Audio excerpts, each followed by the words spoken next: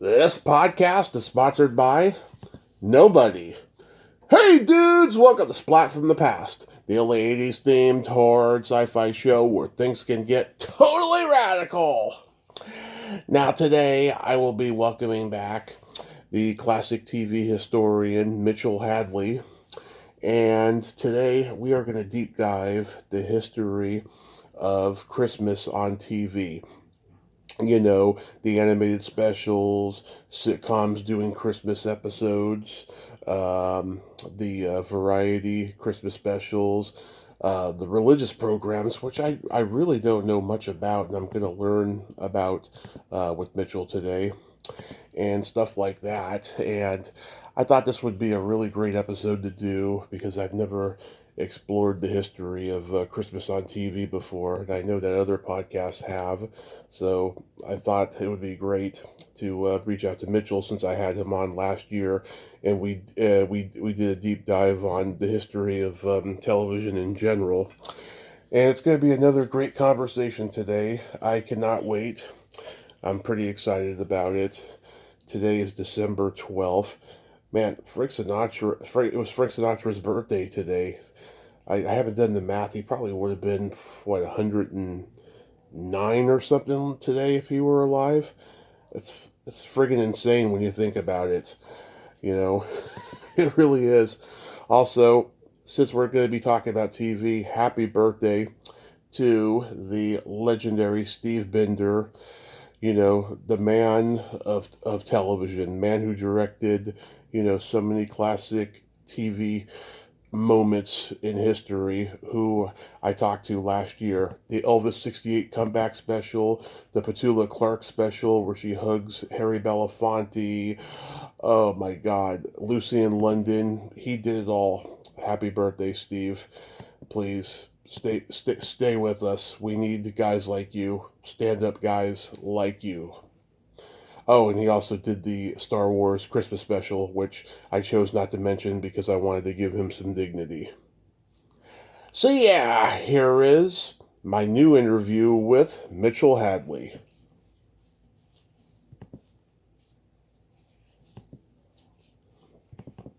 Hey Mitchell, welcome back. How are you today? I am doing well. How are you? Just getting into the Christmas spirit, and I am ready to rock. You wouldn't have any trouble being in the spirit here today, although we don't have any snow on the ground, but the wind chill is about 5 below this morning, so uh, it feels like it. oh, that's crazy. Yeah, I mean our weather here in Modesto, California is no better. It's really freezing cold right now outside. I could barely see anything. It's foggy. Ugh, Yeah. not good. So let's start with Christmas animation specials because they've always been something I've loved since I was a kid, and I'm fascinated by them. Wasn't Mr. Magoo's Christmas Carol like the first network animation special? Yes, it was. In 1962, it was the first animated Christmas special ever made for television, and it was a smash from the very beginning. An hour-long cartoon actually spawned a series the following year called The Famous Adventures of Mr. Magoo, Hmm. where Magoo would play different historical characters. And that was all based on the premise of Mr. Magoo's Christmas Carol, which was that it was a story within a story.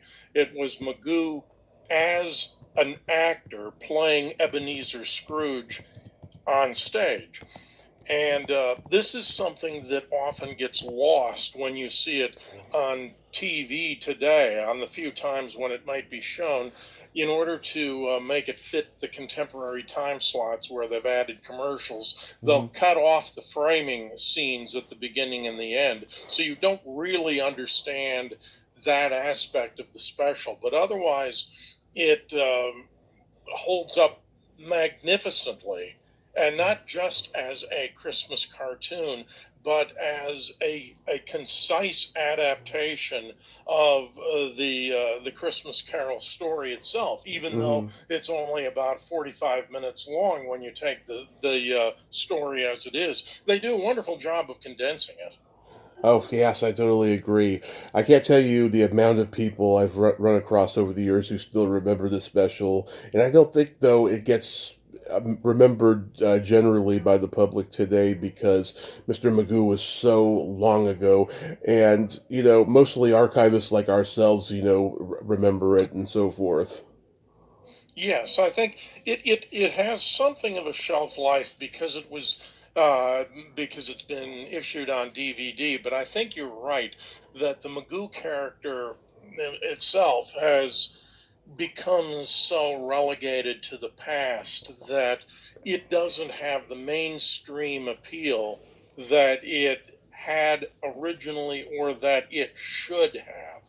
As I say, it's really one of the very best animated Christmas specials of all time. And I think, Hmm. in part that has to do because of the music. They had legitimate Broadway composers, Julie Stein and Bob Merrill, doing the music for it. And of course, I think Jim Backus is wonderful as Magoo. You had Maury Amsterdam, Jack Cassidy. You really top flight cast on that. So I agree with you that it doesn't get the attention that it should nowadays. Do you know if it was an idea that was rejected initially? I don't know. I know that you had a kind of a situation where the animation company UPA was in its last days, and so I don't know that they had a difficult time pitching it to the network, but it once they did run it, they ran it annually through the end of the decade. So unlike a Charlie Brown Christmas, which we'll get to, I don't think Hmm. that they had the trouble. I could be wrong about that, but I haven't ever run across anything that suggests to me that they had a particularly difficult time selling it. Wow, yeah, because it was such a brand new idea, and it seems like a lot of brand new ideas that become iconic ideas they get rejected from like Hmm. the get go, and then it takes a lot of pushing to get the idea to go ahead and come to pass. Yeah, if I had to guess, and it would be purely a guess, I would guess that since there was cachet with the Magoo brand in 1962, they'd made a series of shorts with Magoo, and before that they'd had the theater versions of Magoo. I would guess that it would have been easier to sell Magoo than it might have been to sell some kind of a Christmas idea around characters that either weren't known at all or had just been created for television or weren't well known. Interesting, interesting. So in 1965, A Charlie Brown Christmas premiered on Mhm. CBS, and 15 million people in the Nielsen ratings watched it that night, and it was number two behind Bonanza that week, which is something that doesn't exist on network TV anymore. But I'm curious, did that special break Mr. Magoo's record? It might have, because really you only had a few animated specials prior to that Hmm. that had aired on TV.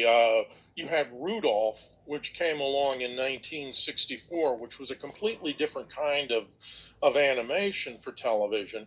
But you didn't have the stampede of animated specials that followed in the wake of of a Charlie Brown Christmas. So I think that at the time that we're watching that, we're still seeing something that is fairly new on television. I mean, in 1964, they had done a Flintstones Christmas Hmm. story, Oh yeah. which never made a lot of sense to me because, after all, the Flintstones are BC. Yeah. Hello, I think at that point, we had realized that everybody was doing Christmas shows of one kind or another. So why not have the Flintstones do something like that? But as soon as the Charlie Brown Christmas aired, I think that became at at that point the definitive animated Christmas special.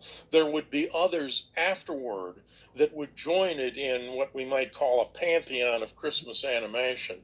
But while A Charlie Brown Christmas didn't relegate Magoo to the sidelines, I think it instantly became a smash hit, which surprised everybody.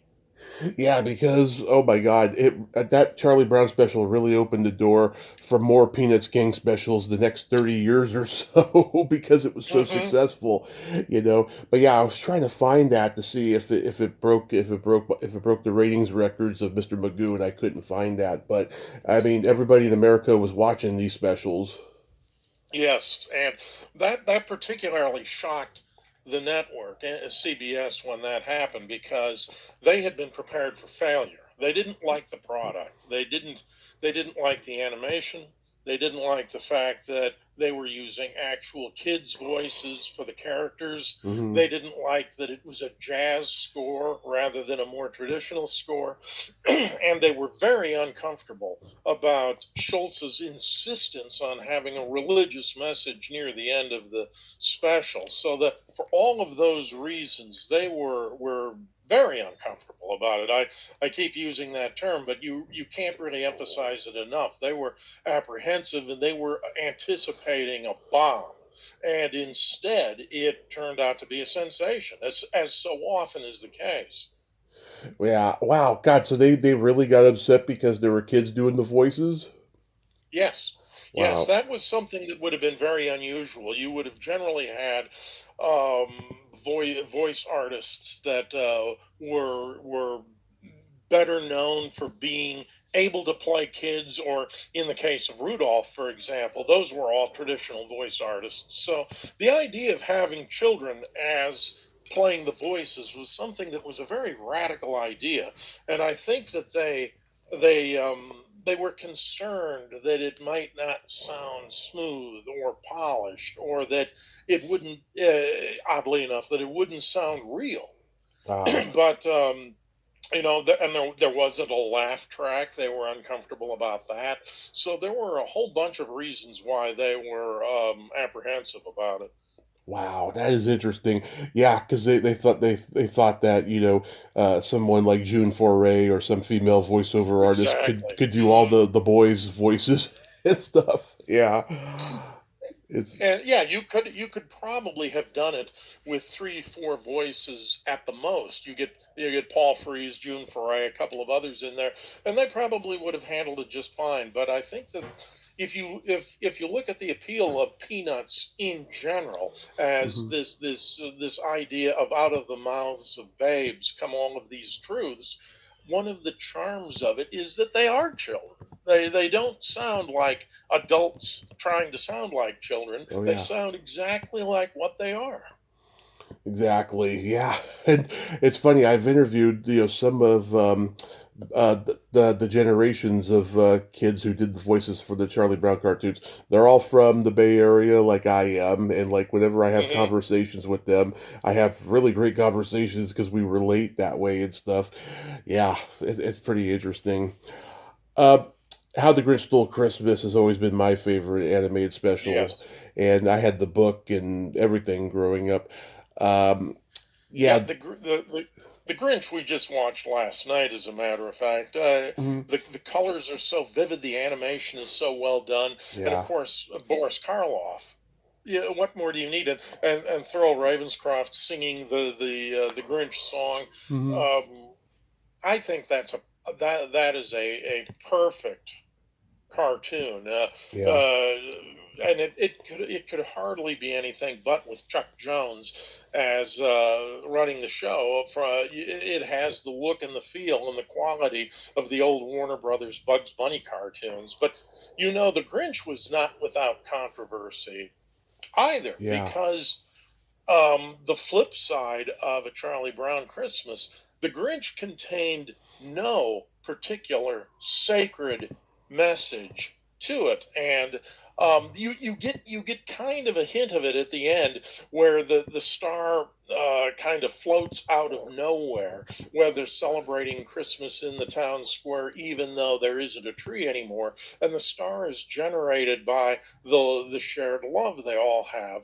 And the voiceover gives something of a Christmassy message, a Yeah. religious message. But Dr. Seuss had been quite adamant that he did not want an overtly religious theme to Hmm. go with this. He wanted it to be something anybody could identify with. So there was a little bit of concern about that, and there needn't have been, because I think it fits perfectly into the Christmas ver, and I think it's another great cartoon. The absolute best. And when I was fortunate to talk to Phil Roman a few years ago, Mm. I asked him. I said, you know, it's such a well-made cartoon. How come the other Dr. Seuss specials that followed just didn't have the same zest to it? And I like a lot of them.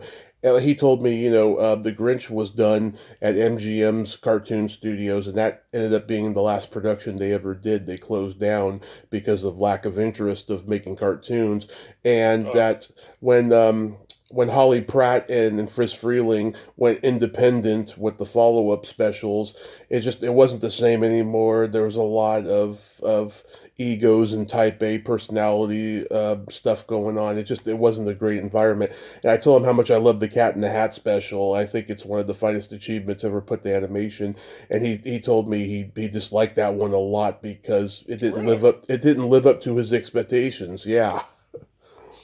The expectations that he had set based on the Grinch, Yeah, or just in adapting the story itself? both. Like he thought it was gonna go one way and it turned out another way, and Uh, so it just he didn't like it, and I was kind of bummed because it's always been a huge part of my life. mhm. Yeah, it was. Well, no two people see anything the same way. Just, Yeah. uh, I think that how it strikes you is what is important ultimately. Hmm. Yeah, but I'll say this. Yeah, the follow up specials like that one didn't have the same zest that the Grinch did, but yet I think it's still wonderful in its own unique way. Hmm. Now the Rankin Bass specials became popular. I know that there's a book out that Joel Goldschmidt wrote about it, about the whole Rankin Bass universe. But I'm curious how those came to be made and become so popular because they're wonderful. Those specials. They are.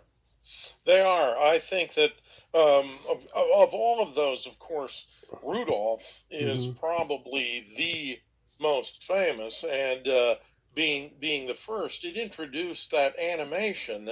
The only other time we had seen anything really like that was with Davy and Goliath. But Hmm. Rudolph took this simple story and was able to develop all of it into an hour-long special.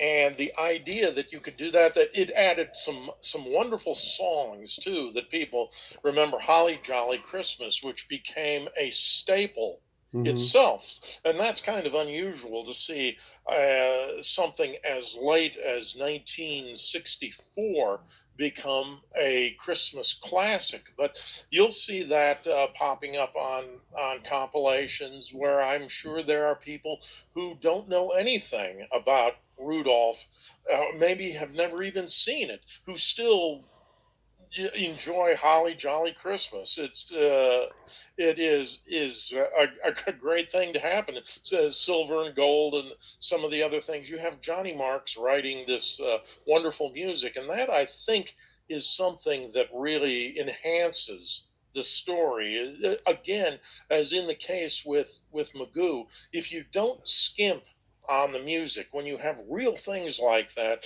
it's noticeable. Right. And Rudolph the Red-Nosed Reindeer just played on network TV for the first time since it aired. In fact, it's going to be replayed tonight. And it's just so crazy how that works because I think a lot of these like fell into the public domain or something. Well, Rudolph. originally was on NBC. It was part of the General Electric Fantasy Hour. Hmm. And for that reason, a lot of people may not be aware that when it originally aired, it was on a Sunday afternoon. And it was because that was the time slot that NBC generally aired GE College Bowl, which was also sponsored by General Electric. And so that was a General Electric Hmm. owned and operated, so to Yeah. speak, time spot. And so the first few years that it was on, it was a Sunday afternoon show. It didn't really become a prime time staple until it moved to CBS Huh. in the early 70s, and that's where it stayed until this year when it went back to NBC. And I think a lot of people had that kind of sentimental attachment that it was coming back to where it had first started. Now, unfortunately, they still don't. You still don't get a chance to see Rudolph the way it really was. That has probably undergone as many changes in um, in a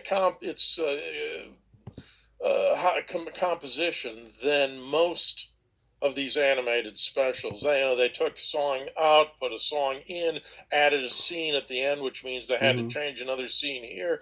So they it was never really until it got to CBS, it was never completely settled. And then as they make more edits in order to put in more commercials, you have a situation where you either get less content or you wind up putting it into an expanded time slot, as NBC did this year, expanded it by 15 minutes. Did they add anything to it? Yes, they added one scene at the end, um, when Yukon Cornelius finds out that he's discovered a peppermint uh, mine, which was an early casualty when they started making the changes. But the rest of it was just extra commercial time, and that's too Wow. bad. Wow, I did not realize that it was an afternoon special. It occurred to me recently. I thought to myself, what did network channels show during the day back in the 60s and 70s? Because when I was growing up in the 80s and 90s, they would have like reruns of a sitcom that they Hmm. had of a primetime sitcom, or you see the courtroom shows, or maybe like a mid-afternoon movie or something. Yeah, Yeah. wow, that's crazy that it was an afternoon special initially. Well, it's interesting. I'll take a brief Hmm.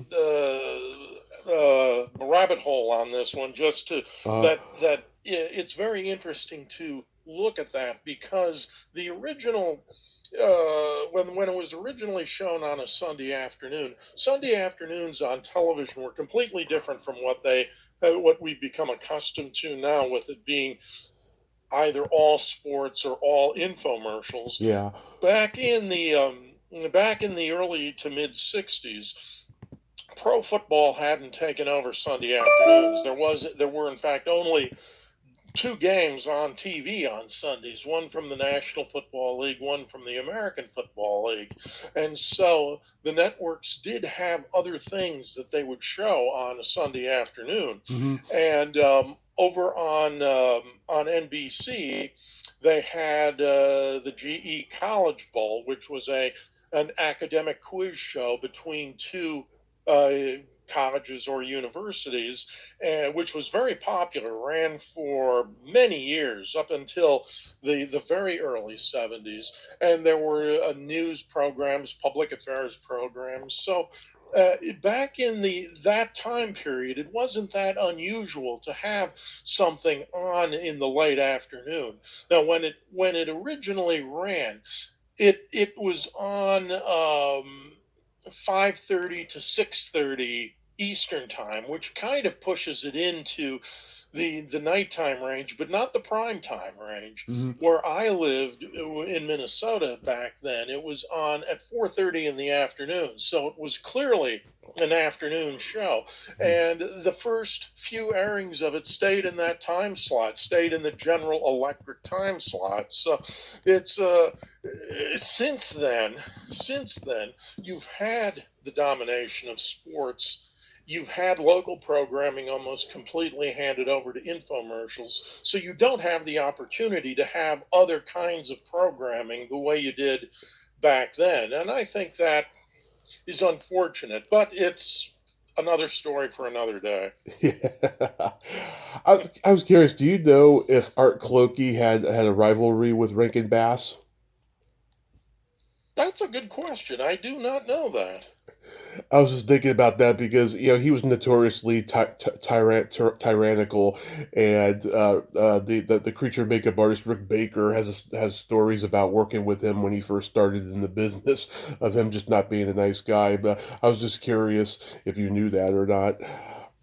I don't, but based on your um, based on what you've said, I would imagine that considering that Rankin Bass kind of took his techniques and took them a step further, I wouldn't be a bit surprised that there was some resentment or claims on his part that they were getting credit for things he should have been getting credit for. Yeah, I don't want to accuse him of that, but I yeah, wouldn't be surprised. yeah. The Year Without a Santa Claus was probably the first Rankin Bass I ever saw.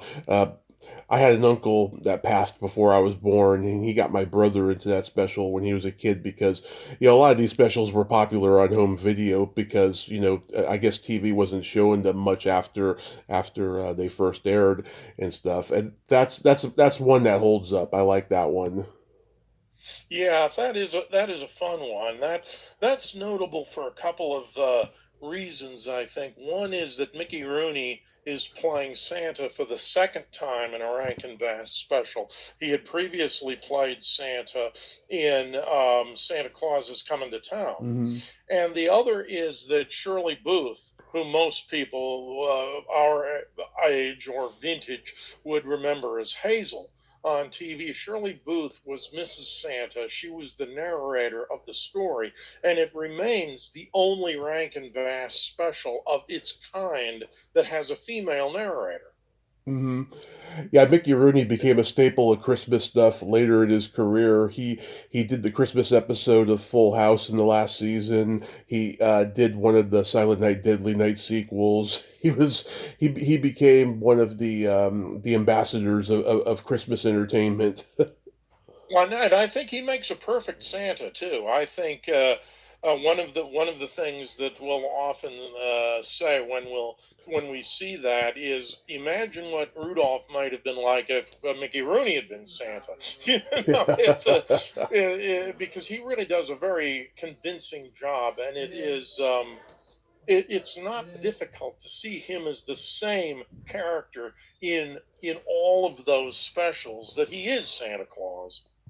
Yeah, I And then, of mean, course, you've got the heat miser and the miser. Those are wonderful characters too, and the songs again are memorable. And who could ask for anybody better than Dick Shawn to be doing one of those? Those are just hilarious songs. yeah, they were both in It's a Mad, Mad, Mad, Mad World. Hmm. It's a very small world when you get down to it, but as Stephen Wright said, still wouldn't want to paint it. Yeah, exactly. Yes. Yeah, back then it was such a small world. People were always like running into each other and other projects and stuff all the time, all the time. Yeah, You know. it's great. Now, getting into TV series, Christmas episodes, I've been trying to trace like when that first started. I'm guessing it was I Love Lucy. Probably, I because that set the stage for so many things. If it wasn't the first TV show to do a Christmas episode, it may well have been the first one to make it kind of a staple of Christmas. Now, as far back as I went, the first significant um, Christmas episode of a TV series, and we're not talking about an anthology at this point. We're talking about a sitcom or a drama, something like that. Hmm. Dragnet in 1953 had, well, actually, even earlier than that, in 52, they had done an, I don't want to say it was an awful Christmas special. It was understandably one that didn't become a tradition. It was called The Big 22 Hmm. for Christmas, and it was about this kid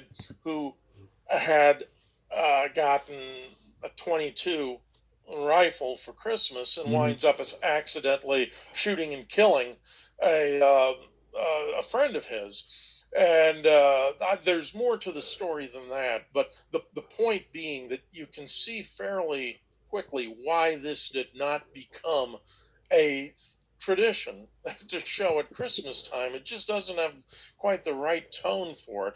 And that was replaced in 1953 by The Big Little Jesus, which is a very nice story.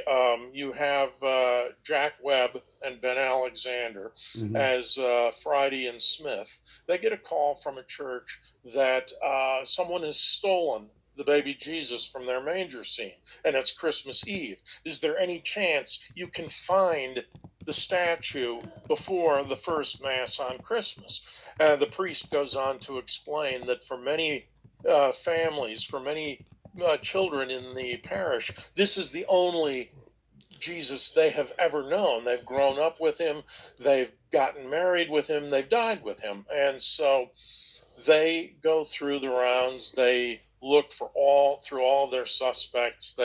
They think they have some leads and they don't. Hmm. They wind up having to go to the priest late on Christmas Eve to tell him, Father, we're sorry. We're going to continue to look, but we haven't been able to come up with anything. And at that point, this small child comes in with a wheeling a little red wagon with the statue of Jesus in it, and it turns out that he came from a poor family. He was a little Hispanic child, came from a poor family, had gotten the red wagon from the fire department where they refurbished old toys and gave them to deserving children. And since he had prayed for a red wagon for Christmas, he had promised that if he had gotten a red wagon, the first thing he was going to do was thank Jesus for it. And so what he had done is he had put the baby Jesus in the back of the wagon and had taken him all around the neighborhood, showing him where he lived and everything. And he brought it back at the very end. And so the church has the baby, and the drama is resolved, and everybody's free to have a Merry Christmas. It's a charming episode without getting into being overly sentimental, which Hmm. I think is the key when you're looking at these. And because of that, I think that that perhaps is the first episodic Christmas episode that people really remember, even though it may or may not have established the tradition. And there are several memorable ones from even the early to the mid 50s that we can talk about. There's Father Knows Best, there's The Honeymooners, Yeah. there are other episodes where you see the Christmas spirit being retained. And I think that you're probably right that for I Love Lucy, it would be natural with a family to introduce a story like that. And it would be the kind of a story, more than something, say, on Dragnet, that you would see copied. I don't mean word for word, but imitated, that we've got to have our own Christmas episode too. Yeah, well, Father Knows Best had one. Yeah, it's funny. I always wondered why Leave It to Beaver or Dennis the Menace didn't have them, because you think that they would, because there's kids playing the leads in those shows. I mean, the Leave It to Beaver revival in the '80s had them, but like the ones in the '50s, '60s, it always struck me as a little odd, you know. Yeah, I think that. when you look at those, there's a significance I think it's 1954. Father Knows Best does a Christmas episode where Robert Young, as the father, is raging against materialism. All people talk about is commercialism. Yeah. Got to buy the presents. Got to do this, that, and the other. And they not only that, but they want to make things bigger and better than what other people have. And so he determines that they're going to go and cut down their own tree and have a real old-fashioned Christmas, the way things used to be. So they go into they go to a place where he knows they can cut down a tree. They get caught in a blizzard. They wind up having to stay in a cabin with an older gentleman named Nick, who may or Yeah. may not be Santa Claus. The kids are worried that Santa won't know where to find them. So it's a nice turn on the story, because while Robert Young's father is correct about trying to understand the true meaning of Christmas, Oh yeah. he kind of gets them into a situation that he wasn't planning on. He didn't necessarily know best in this situation, but in the end, everything turned out all right, because it did return to them a measure of remembering what Christmas is really all about. Yeah, I remember the Monkees did a Christmas episode with Butch Patrick where he played a spoiled rich kid and they teach him the true meaning of Christmas. And the Monkees at the end sing that Spanish Christmas carol that's become a cult favorite. And then there's like an episode like the Brady Bunch when Cindy asks Santa Claus for Carol to have her voice back because she's got laryngitis over the Yeah, holidays. can't perform at the choir. Yeah, I don't think that's yeah. that. Oh, go ahead. Go ahead. I was just going to say that that's a nice example of the kids in this case being motivated to hope for, whether to pray for or hope for or want to give a gift for someone else, rather than thinking about what they're getting. What they really want is someone else to receive something, and that's always a nice message to have. Yeah, I don't think that was necessarily a true meaning of Christmas episode, but like it became so cliche by like at least the late '70s leading through the '90s. There, every sitcom had to have a Christmas episode Yeah, where they retell a Christmas Carol or It's a Wonderful Life, or they do like exactly. or they do a story where like there's a homeless man who ends up being Santa Claus or something, or they find a long lost relative that they never Hmm. met, and then by the end they all learn the true meaning of Christmas. And there's some irony here because these major networks are run by sponsors of Coca-Cola and gas and soda pop and what have you, and Christmas became dominated by consumerism. Exactly. The gift of the Magi is another one that they like to do variations on. So that and some of those are very funny too. I think there's a Christmas Carol takeoff on The Odd Couple, Mhm. and it works because of Felix and Oscar. But you're absolutely right that becomes very much of a cliche after a while. You just see another version of something like that, and you keep thinking to yourself, can't you come up with something new, something different? Yeah. And so a lot of the ones that work really well in the 50s and early 60s work because they haven't become cliches yet. And so when you see Ralph worried about what he's going to give Alice for Christmas and whether or not it will measure up to what she expects, and Ralph needs to be taught that the true meaning of Christmas, in that sense, isn't is that you're giving something, not the how good it is, just that you're giving something. That is, that doesn't seem hackneyed then, but by the time you get into the 70s, 80s, 90s today, it seems like everybody has done a variation on that. Everybody has, yeah. When I was growing up, I looked forward to Christmas episodes of every sitcom I watched, but I was always hoping that something original would happen, and then occasionally it did. But for the most part, they were always sticking to the formula. The Simpsons. I mean, they did some great some Christmas stories. Their pilot was the first Christmas episode, and then they That's did. right. Then they did ones afterwards where Bart shoplifts at Christmas time, or the house burns down, and they learn how to be grateful and all that stuff. But yeah, I mean, Well, every and t- I think you leave it to the Simpsons to think of an out of the box way to take Christmas. exactly. I mean, the Simpsons being irreverent as they are, they're always outside the box for something. Well, have you ever seen the Jack Benny Christmas special, No, Jack Goes Christmas Shopping? no, I It's should. I love You Jack should. Benny. It's on YouTube. It's called Jack Goes Christmas Shopping, and it from 1960, and it's kind of what we're talking about. You know, predictably, Jack and Rochester are out shopping, and Jack is concerned that he about how much he's going to spend.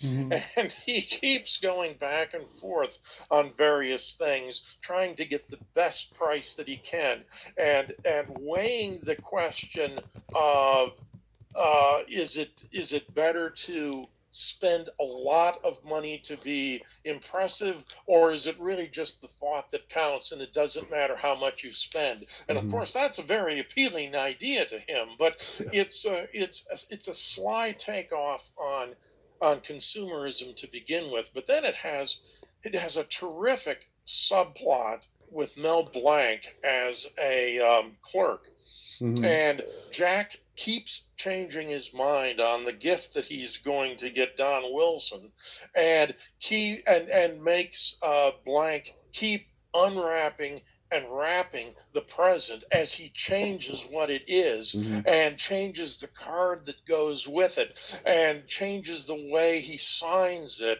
and all of these things. And Blank is getting more and more irritated, and as he starts going over the top, you can see Jack biting his fist, trying to keep from laughing out loud because Blank is going so far over the top. And it's one of the funniest things you're probably ever going to see in a Christmas episode. We watch that every year and have for Yeah. years, and it never is not funny.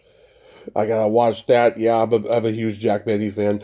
Yeah, I went back recently and watched the Alf Christmas episode Hmm. with the little girl who's dying in the hospital. That was based on a little girl who was a fan of the show who had written in, and she died earlier that year, and so they decided to do this episode as a tribute to her, and it brought tears to my eyes. I'll tell you, it was a really sad episode, and there's the subplot with Cleavon Little playing the man who lost his wife, and he's literally trying to give up his life. He's given everybody his money, and then he's like gonna jump like Jimmy Stewart in It's a Wonderful Life at the end. Yeah, it Hmm. was a sad episode. Well, that one of the things that when we've talked about the true meaning of Christmas and the various ways that's interpreted in these programs, of course there is a singular true meaning of Christmas. If you're talking about the birth of Christ, it's the reason that the day exists at all, and it's a Hmm. very specific and very singular meaning. Now, if you're going to do a secular version of a Christmas story, what you're still trying to do is come up with themes that resonate from that kind of experience, because Christmas is love, Hmm. which certainly is a theological part of Christmas. Christmas is about giving. Christmas is about these various things that you experience, that you feel. And if you're not careful, it can get very sentimental and get very sappy. And as you mentioned, it can get very cliche-ish. So I admire the shows where they are able to handle something like this without going over the top or getting mawkish. And I know you. If a show is going to bring tears to your eyes, Hmm. that's sincere, genuine emotion. That's not the kind of manipulation where you're going for something cheap. That really is is saying something, and it's getting you to think. And that is, if we talk about the meaning of Christmas in a more secular sense, that is a perfect example of it. Right. And yeah, I mean, God, I surprised myself. I'm in my 40s now, and I just surprised at how sad I got when I saw that episode. Yeah, you mentioned earlier about how, there were specials like the Flintstone specials that you never understood was even made. When I was a kid, the animated Christmas special I didn't understand was He-Man and She-Ra, and I was a big He-Man and She-Ra fan. And that was like and that was like a syndicated show, so like it wasn't a network thing, but they had to make it. There was a lot of Christmas specials that were so needlessly made. Like, remember there was that horrible Star Wars Christmas special? Oh yeah, I was just going to mention that. Yeah. Yes. Well, Yeah. you know what, they start to sound like an SCTV parody at some point, Yeah. where you're seeing a collection. It's like Bob Hope, um, with Brooke Shields and Eric Estrada, and some of these actual shows start to resemble parodies so much Yeah. that they become impossible to parody after that. Yeah, and it's funny. I interviewed two of the writers of that Star Wars special, Bruce Valanche and Steve Bluestein, and they both told me that they were doing cocaine when they wrote that thing. And when I had the legendary Steve Bender, today's his birthday, by the way. Um, Oh, happy birthday! yeah, when I had him on last year, I decided to give him some dignity, and not even mention that episode. Well, some things are better left unsaid. Yeah, and I've heard him talk about it before, so I didn't need to bring it up. And it wasn't even Christmas time, but I thought that was hilarious. Well, it is part of that what we were talking about earlier. This idea that everybody has to do a special Christmas episode, and I don't know. If they're done well, it's a Mhm. nice thing to have, and we'll get into some of the ones that I think are particularly well done that I want to single out. And I won't spend a lot of time on each one of them because we'll be here all night. Go right But ahead. if you can't do a special episode well, it's best to leave it alone altogether, because viewers are going to have plenty of opportunities to see better Christmas episodes done by other people on other shows. So don't think you have to do one. Mhm. Oh yeah, and it's funny too. Canada had a lot of production of Christmas things, both live action and animation, and I would see these animated Christmas specials like on HBO that were Canadian that like nobody would remember if I brought up their names and stuff too, you know, and I looked up like the history of them and stuff. There's not much written about them, and like I recognize a lot of the voiceover actors from Canada that did them and stuff. But like, yeah, there was just a lot of Christmas like happening by the '80s. Like, and it took until the '90s before Hollywood started going crazy with making Christmas movies. Like after Home Alone hit, next thing you know, Yeah. there's like 25 Christmas movies a year since, you know.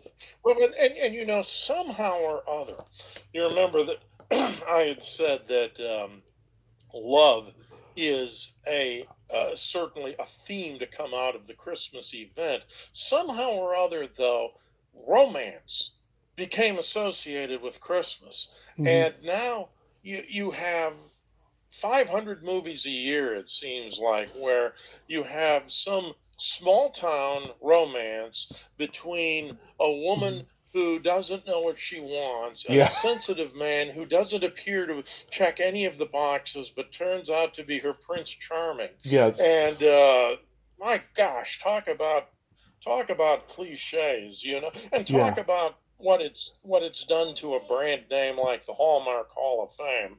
Um, it's tragic. Yes. I like. There's a lot of stuff that Hallmark did, like in the 2000s, that I thought was cool. But now everyone's just redoing them over and over again. Yeah, and again, how many stories can you have like this?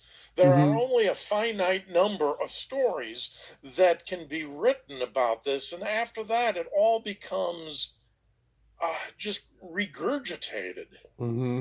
And at that point, it has almost no association with Christmas whatsoever, other than this gauzy idea that you want to fall in love or get married at Christmas time, just because of the winter scene and the lights and the warmth and the hot cocoa and all this kind of stuff. Well, if all you want out of a wedding is hot cocoa, I'll mix up some Swiss Miss for you in the middle of summer. You don't need to have a Christmas to do it. So I get worked up about this a little bit because I look back at the history of Christmas programming. This is a good time to seg just into this as an aside. The first show that was ever rebroadcast annually Hmm. as a Christmas special was the very first episode of the Hallmark Hall of Fame.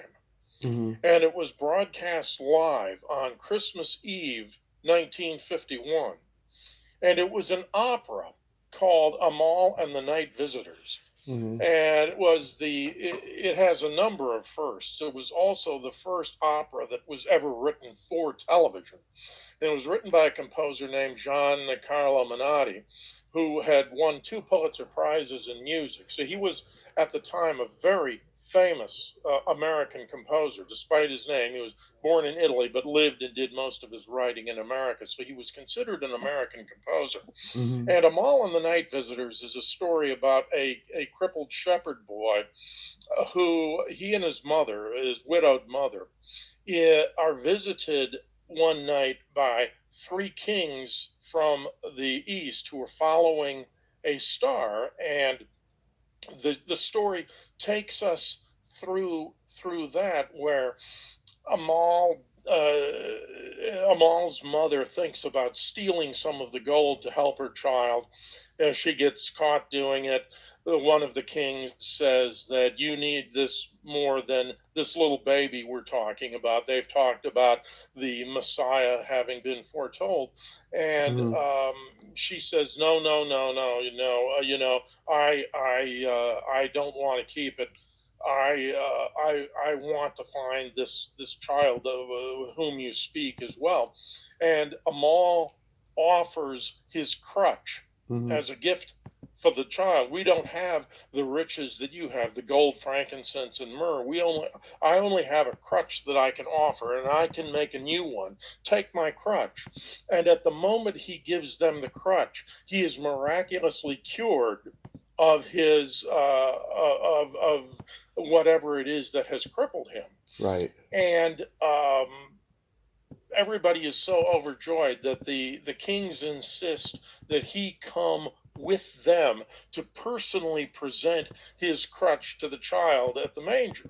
And that's the story, and it runs about 50 minutes Hmm. without commercial interruption. And it you nowadays, you're talking about this, and you're talking about the idea of an opera shown on Christmas Eve with an explicitly religious content. It was a sensation. It was reviewed the next day, Christmas Day. It was reviewed on the front page of the New York Times. Hmm. And before you knew it, there was Hmm. all kinds of Amal stuff that came out of it. You'd have stores doing a mall displays, and you had a mall Christmas cards and things like that. Yeah. But the opera was restaged again in 1952 for Easter, and then it was shown every Christmas from 1951 through 1966, and it was a new version every year. Periodically, the young boy who plays Amal would be recast because his voice would change. But otherwise, his mother, the three kings, and the page were annually all played by the same singers, and it was done brand new every year up until 1963, when they did a new version of it with a new cast, and they videotaped it and ran that until 1966. Huh. The reason it went off the air was not because it was old fashioned, it was not because of poor ratings, it was because of a dispute between NBC and Giancarlo Menotti, the composer, who Uh, had been outraged that they had done a new production of it without his permission or his involvement. And so, as soon as the copyright went back to him, mhm. he withdrew permission for them to show it. And it was finally remade in 1978 with Menotti's involvement, and it's been done a few times since. But this was the very first program that was ever rerun annually as a Christmas show, and it was the first special that NBC ever did nationwide in color, Mhm. and it was a notable special in so many ways. And as I say, it was the first episode of the Hallmark Hall of Fame. And Mhm. so when I see what Hallmark Hall of Fame and what Hallmark in general has become, and I look back to what its origins at Christmas time were, oh, it's just like, hit me again, Yeah. give me more pain. Yeah. So how did the I love that. yeah. So how did the variety show specials like begin?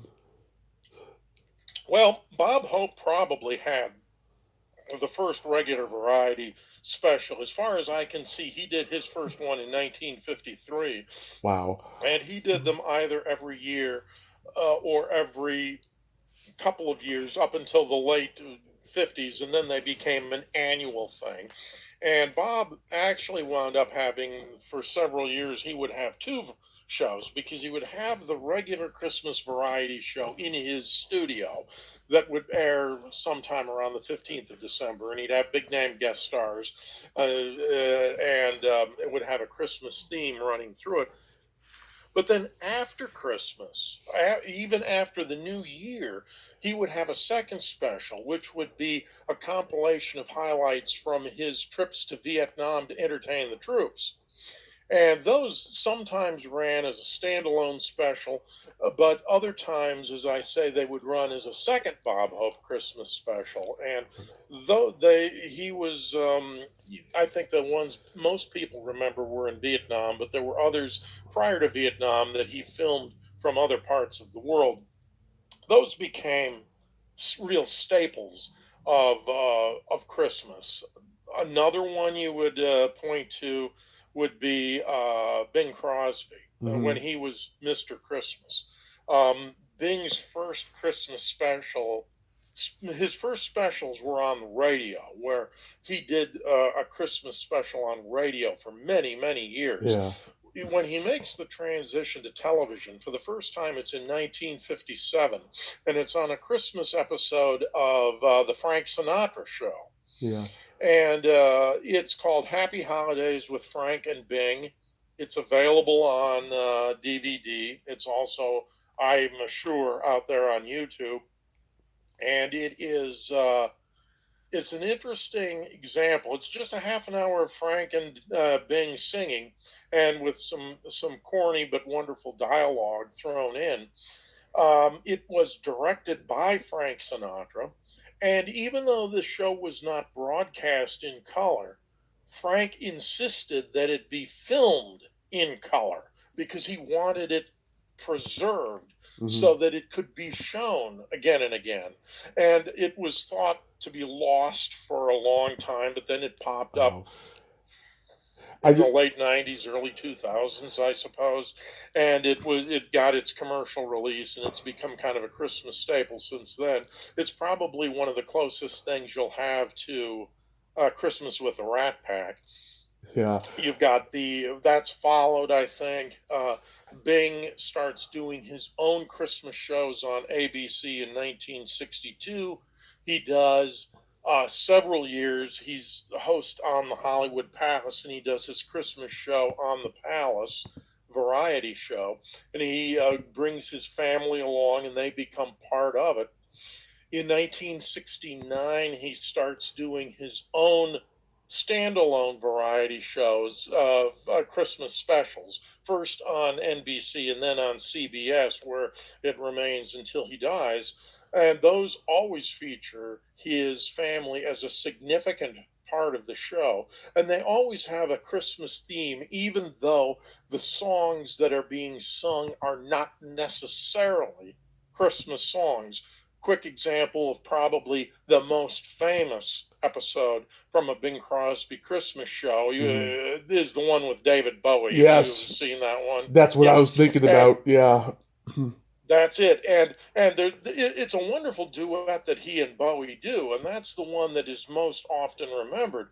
But later on in the show, Bowie sings "Heroes," which has Hmm. nothing to do with Christmas, except that they do a sort of wraparound suggesting that Christmas is a time of heroism and heroes and people who come through at the deadlines and things like that. It's kind of flimsy, and I'm sure they didn't really know what else to do with David Bowie on that show. But that's an example of how Bing did shows that he insisted be Christmas through and through, even if the music wasn't Christmas. Yeah, MTV Now the MTV showed that segment for years as a music video. Yeah, and it's it it seems cringeworthy when you think about it, but it really isn't. It's a very sweet scene, and Yeah. there's nothing. I don't think there's anything over the top about it or any. It can seem like it's kind of campy now, maybe, Yeah. but if you want to talk about that, there are plenty of examples. But I think it's a very sweet scene, I and just I just love it's a fun show. I just love the dialogue. Oh, you like the classics, eh? Oh, yes, like Harry Nilsson and John Lennon. And I think this was an example too of Bing's acumen as a businessman and as an entertainer. I don't know how much he knew about David Bowie. I don't think he knew a whole lot about him. What he did know, though, was that he was a star, or he was becoming a star. He Yeah. was big news, and it was going to be good for the show. Yeah. And like Ed Sullivan in a way, Sullivan didn't understand a lot of the rock acts that he had on, but what he did understand was his audience, and he knew what to give them. And I think that was a similar example with Bing. Yeah. But Christmas, I think a lot of people, I certainly feel this way. I was still a teenager when Crosby died. I'm older than you are, so Yeah. a lot of the shows that I'm talking about that I saw live, you've seen in reruns. But Yeah. sadly, I'm old enough to have seen the one that were actually on, and Yeah. the or maybe not. Maybe they give me better feelings, but I mean, I'm it old enough. doesn't really seem. Yeah. What's that? I mean, I'm old enough to remember when Perry Como did Christmas in San Uh, Antonio, yep. or Pee Wee's Christmas Playhouse special. Like I remember seeing those like when they first aired, But like, yeah, you're right. I mean, you got to grow up during the height of like these Christmas specials. Oh, the very best time. You've got after Bing Crosby, you've got Andy Williams. His Christmas shows were a staple because he had a weekly series. So his Christmas show was simply the Christmas episode of his weekly series. But he would have his brothers on. The Williams brothers used to be a singing group. He'd have the Osmonds were pretty much regulars on his show. He'd have his mom and dad. He'd have his wife Claudine Lauget, their kids, his brothers' kids. We just watched one of them last night because a surprising number of them, there may be 10 of them that exist either on DVD or on YouTube. Plus, there's a compilation show that has highlights, high quality highlights from all Yeah. of them. And if it isn't Christmas without Bing, it isn't Christmas without Andy. And once Bing Crosby died, Andy Williams, I think, inherited the mantle of Mr. Christmas, and he wore that one well through the 80s. And Hmm. then, as you mentioned, there's Perry Como. Right. Perry Como was on the Kraft Music Hall throughout the early 60s and always did a Christmas episode of that. But even after he stepped back from Music Hall and just did a series of occasional specials, he always did a Christmas special. And as you say, that he was always somewhere exciting. Yeah. Christmas in Paris, Christmas in San Antonio, Christmas in New York, Christmas in all over Europe. And they're terrific shows. Perry Como was a devout Catholic, and so he always insisted on having sacred as well as secular elements of his Christmas broadcasts. But the man is so laid back and so relaxed and so warm that I love watching both he and Andy Williams. Those shows, you don't even need to have a fireplace to feel the warmth coming from shows like that. Those are just great shows. And don't forget Dean John. Martin. Oh, Dean Martin. Go Yeah. ahead. Uh, Yeah, Go ahead. Dean Martin did a particularly good Christmas show in 1967 where he had his family on there along with Frank Sinatra and his family, minus Frank's wife, who he didn't have at the time. He was when he was between marriages. I throw that in for two reasons. One, because it's really a great Christmas show, and it shows Dean and Frank singing a medley of songs in the first part of the show that is hilarious and wonderfully done too. But I mention this also because in 1969 they replayed the 67 show for Dean's Christmas episode. And there was a very good reason why they did that, because it was the only way they were going to get a family show in 1969. That's when his wife was suing him for divorce. Hmm. And so the only way they were going to have a family Christmas show for Dean was to have an older show.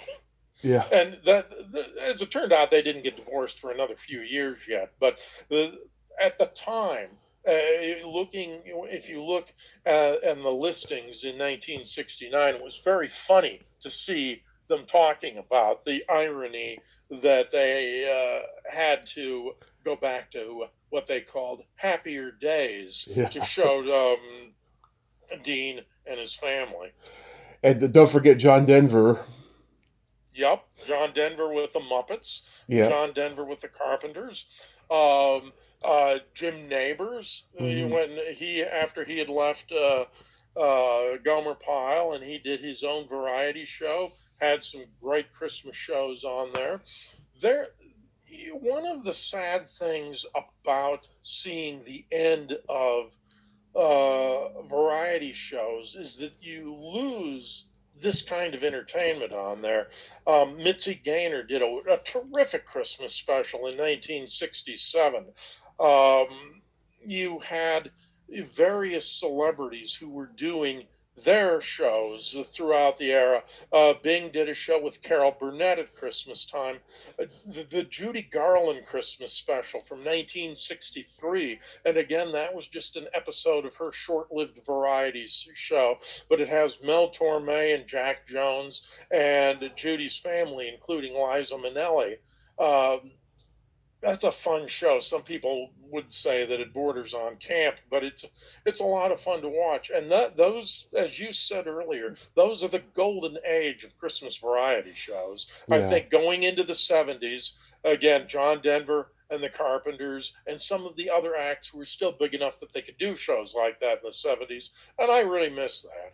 Yeah. Oh my God, you don't see anything like that nowadays. I remember Bill Murray did a Christmas special on Netflix about a decade ago. I watched it and I was laughing so hard. It's him and all these celebrity cameos and stuff. It was hilarious. I was like, God, why don't more people do this? You know? Yeah, I don't, it's hard to find people who could really appear on variety shows much anymore. It's hard to conceive what a variety show would be, but all you have to do is see a parody like that or like the ones they did on SCTV to see how wonderful those variety shows were in the day. Yeah. Now you mentioned in the email the religious Christmas programs. I don't know too much about them. If you give me some examples, I could probably figure out if I've seen any of them. Tell me about those. Okay, the I think that some of the best Christmas programs, I think what we're talking about, looking back through the history of television, there were so many different versions of A Christmas Carol. You had a musical version with Frederick March in 1954. Now, I don't know how many people remember Frederick March, great actor, Oh yeah. but this was an example of a show that, again, it was shot in color in 1954, and a lot of people don't expect something like that, but there were color broadcasts back then, and that's a great show. There was another one in 1954 starring Dave Garroway from the Today Show Hmm. called Babes in Toyland, and it was a Oh yeah. story within a story. Dave is playing a department store Santa, and there's a little girl who gets lost and locked in the store after closing hours. And so Dave calls her mother, who's on her way to pick up the little girl. And in the meantime, he's reading her the story of Toyland, and that's the main thrust of the story. And it's just an utterly charming show. And they did it twice in 54 and 55, and thank goodness that survived. Hmm. Those are both on DVD, and we can see them today. Wow. Yeah. I don't Um, I don't think I ever saw those. That's interesting hearing about that. the Bell Telephone Hour, which was a musical series throughout the 60s, aired a number of wonderful Christmas shows between 59 and 68. They were all done in color again, which is of interest to a TV historian like me.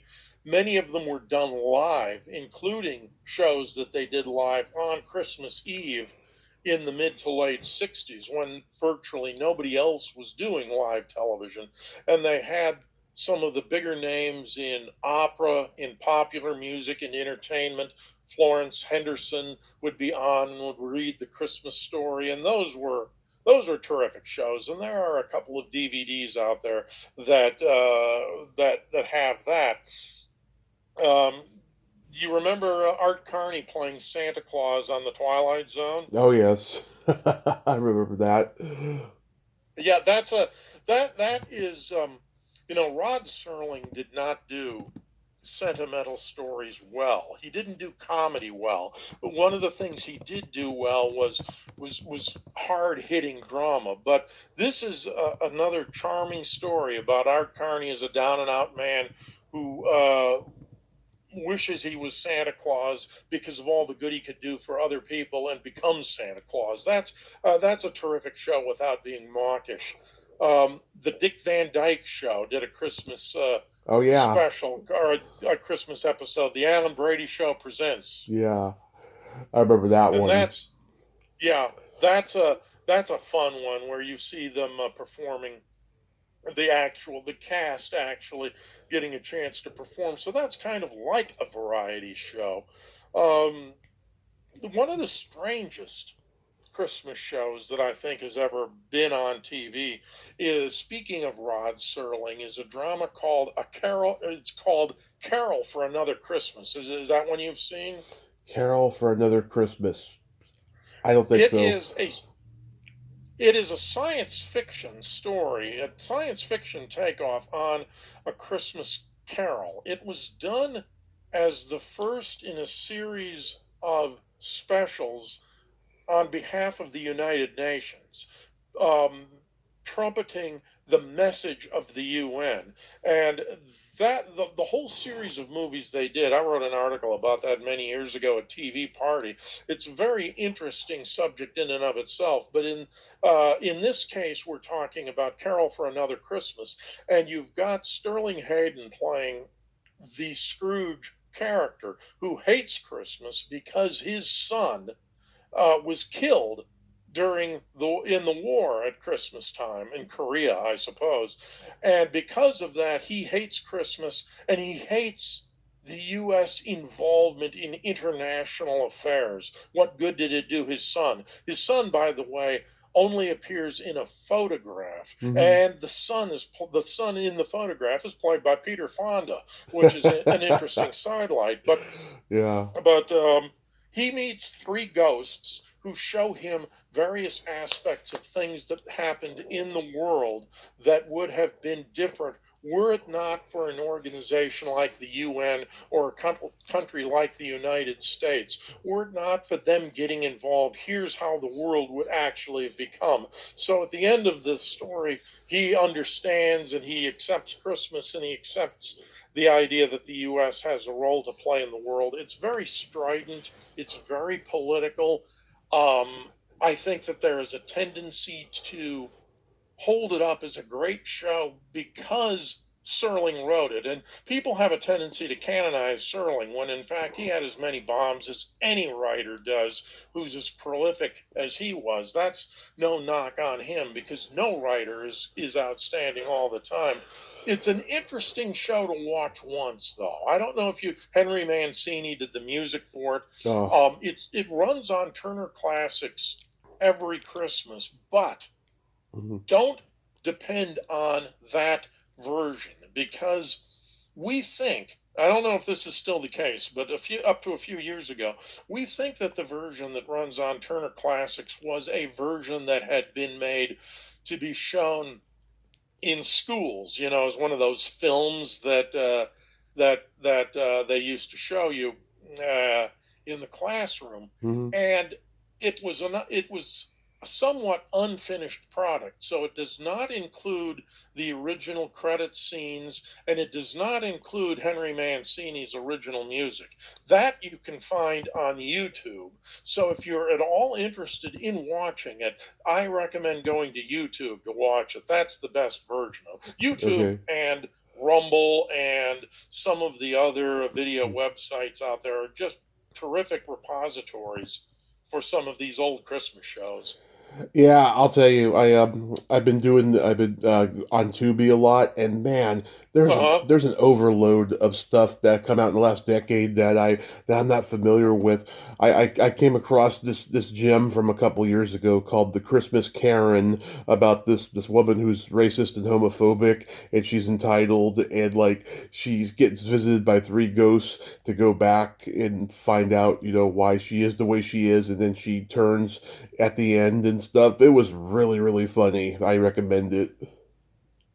And see, that again. You could look at that as a contemporary updating of A Christmas Carol, but you got to have something to say if you're going to do something like that. And I think that's an example of a show that can do that.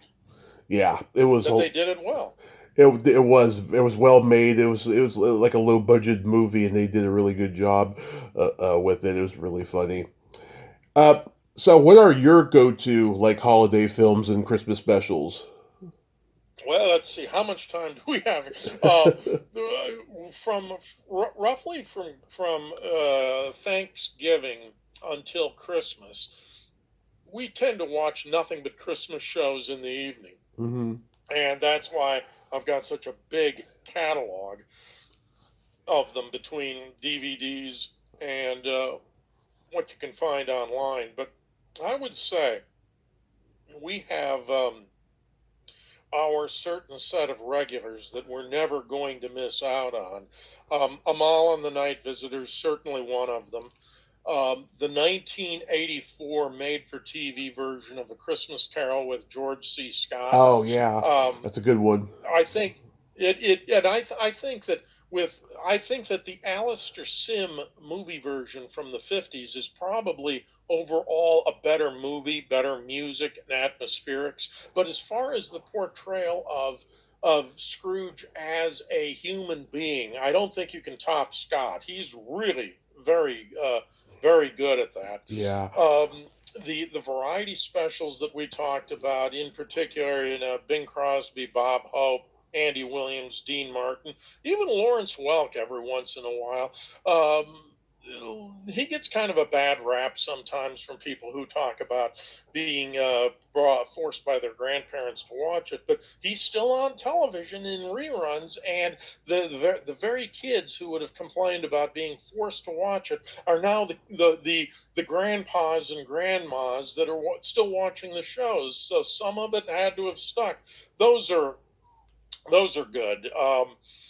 Jimmy Dean, the before he was the sausage magnet, when he was a big name country western star and crossover star, did a pair of Christmas shows in '63 and '64 that are on YouTube, and those are very good. Gary Moore, the had a variety show with Carol Burnett as one of the regulars on there for several years. There are a number of his shows that are out.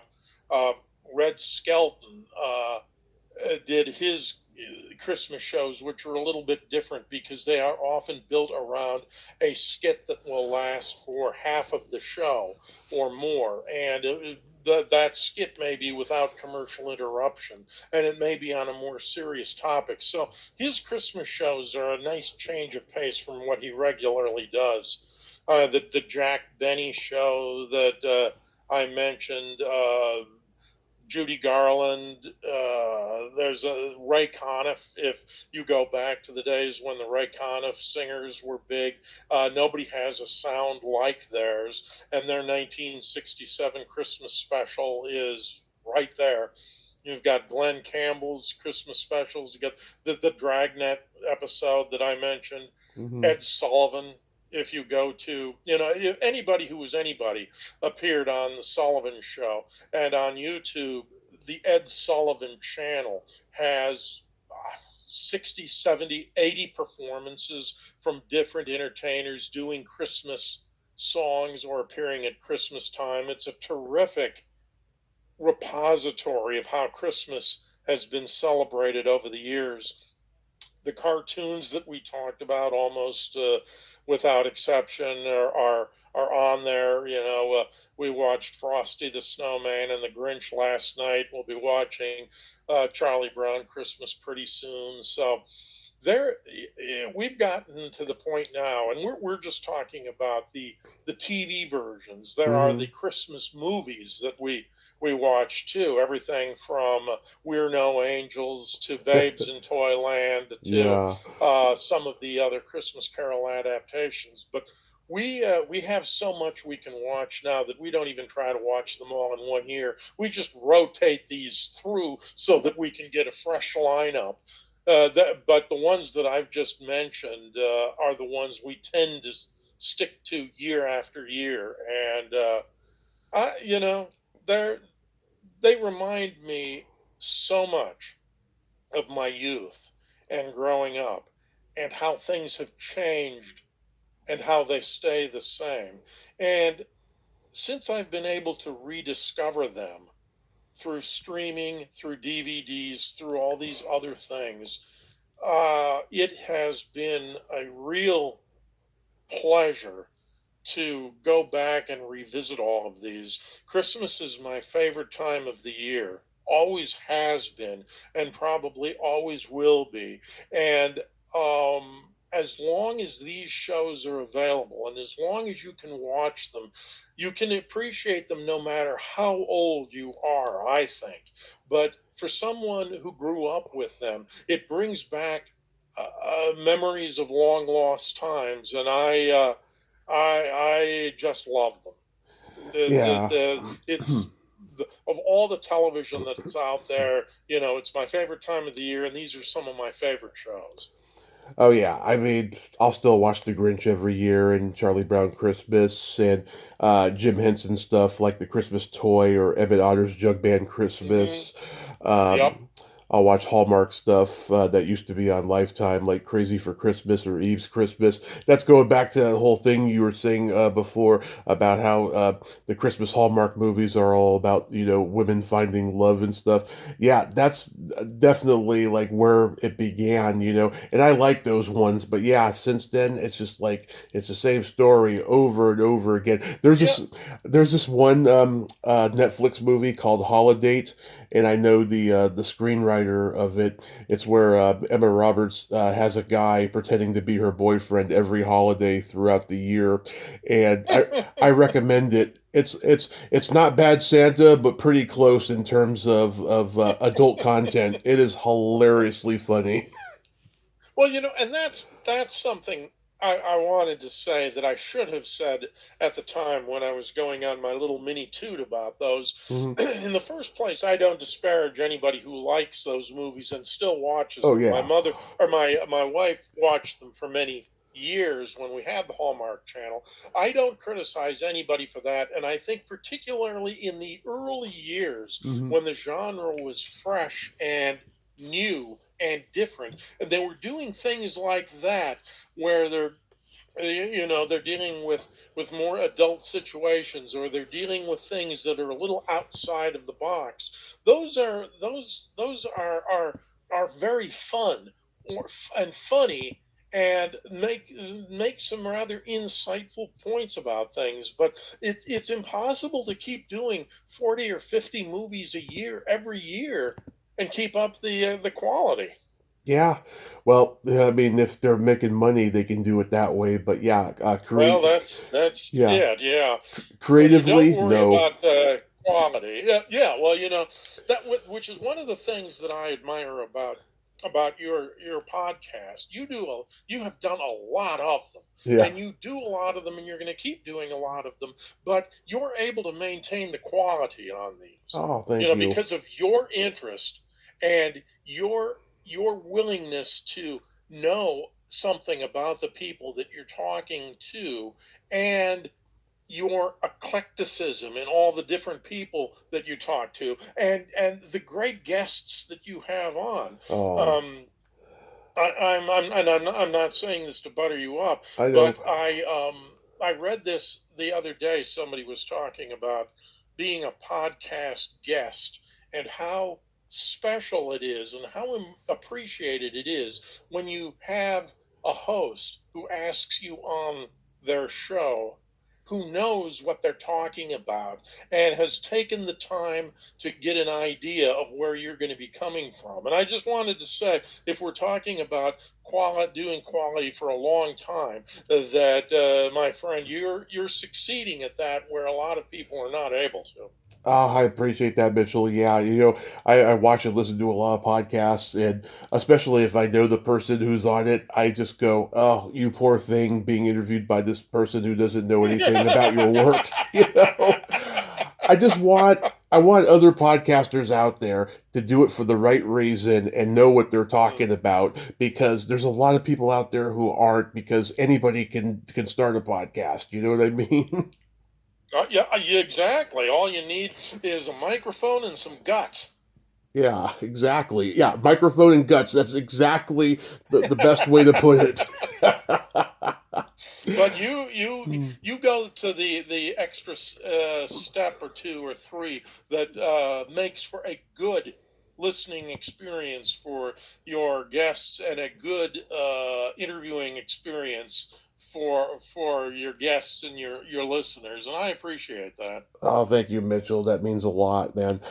So, do you got anything coming up, like a new book or anything you can mention? Yes, my previous TV book, The Electronic Mirror, is still available at Amazon, Barnes and Noble, online. It's a collection of essays about television and American culture. Next year, I am hoping to have a new book out. I'm just doing the revisions on the second draft now. It's called, at least at this point, it's called The Descent into Hell. And it's a look at how classic television from the 50s, 60s, and 70s prophesized the world that we live in today. Mm-hmm. Whether you know the I call it the brave new world because there's something quite frightening about it all.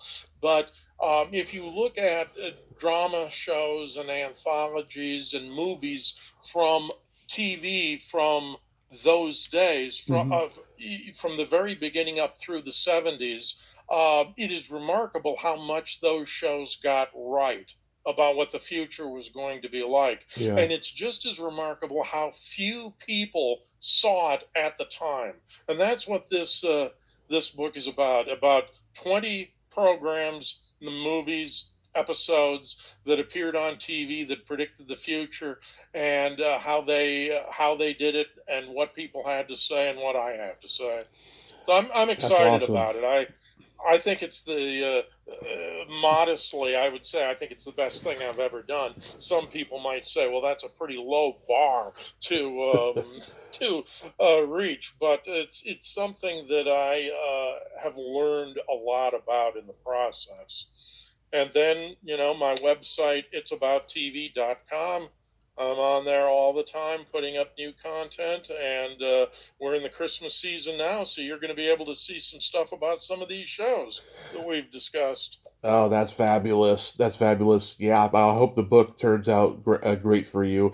And Thank you. I thank you so much for coming back on. And I want My you, pleasure. I want you to know I appreciate the constant support on social media. Well, it's I believe that when you find something or someone that you like and you follow, you want to share it with other people too. And Yeah. it's never a waste of my time. And I've enjoyed this afternoon immensely. I'm sitting here in my easy chair with our little Christmas tree here in the library, and I'm looking at the old decorations and talking about old TV with an old friend here, and I can't think of a better way to spend the afternoon. Oh, we haven't even put our tree up. We got to do it. So that reminds me. Well, you're still a traditionalist, you know. Yeah. A lot of people didn't used to. A lot of these shows, you'll see people didn't put their trees up until Christmas Eve. So Yeah. you're throwback there. Well, have a Merry Christmas, Mitchell. Happy New Year, and be safe out there. Thank you, Tom. The same to you. Merry Christmas, Happy New Year. Be safe, and we'll hopefully we'll talk again soon. We will. We will. Bye bye. Well, there you have it. Mitchell Hadley. Ain't he a cool dude? Oh my God. I just love his support. He is such a great guy, and I appreciate everything that he said today. And go check out, his website, his blog, and keep an eye out for his upcoming book and read the old one as well. He's just a wealth of knowledge of the history of television. I haven't seen a historian like him before about television. He is such a great guy. Well, until next time, this is Tommy Throwback Kovac saying there's no shame in living in the past because the present sucks. Later, dudes!